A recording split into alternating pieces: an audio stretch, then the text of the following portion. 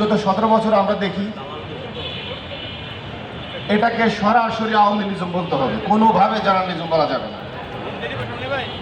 কিন্তু আজকে দুঃখের সাথে বলতে হয়, বিগত 1.5 বছর, বিপ্লবের 1.5 বছর পরে, অভ্যুত্থানের 1.5 বছর পরে আমরা এখনো গণমাধ্যমের ফেসিবাদ পুরোপুরি মুক্ত করতে পারিনি।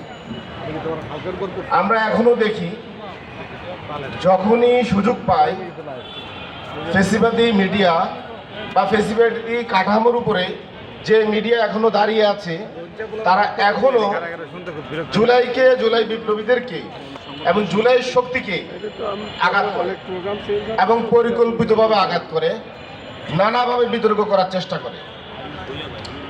অথচ আমরা প্রত্যাশা করেছিলাম বিগত 17 বছর কি ধরনের জুলুম, নির্যাতন, নিপীড়ন হয়েছে সেই ধরনের অনুসন্ধানী এবং লং রিড স্টোরিগুলো গণমাধ্যম করবে, কিন্তু আমরা দেখতে পাই না। কারণ আমাদের গণমাধ্যম এখনো পুরোপুরি স্বাধীন হয়নি।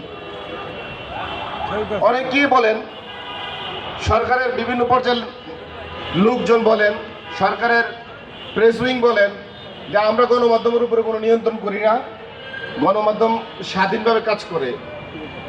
এখানে আমাদের দ্বিমত যে বাংলাদেশের গণমাধ্যম স্বাধীনভাবে কাজ করে।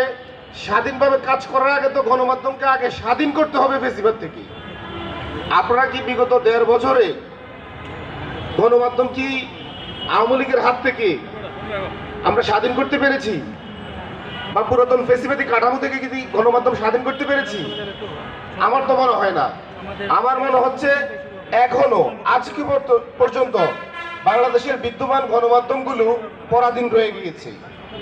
আপনি মালিক পক্ষ বলেন, সাংবাদিক বলেন, ওই সমস্ত ফেসিবাদী কাঠামোর বাইরে এখনো কোনো গণমাধ্যম নাই।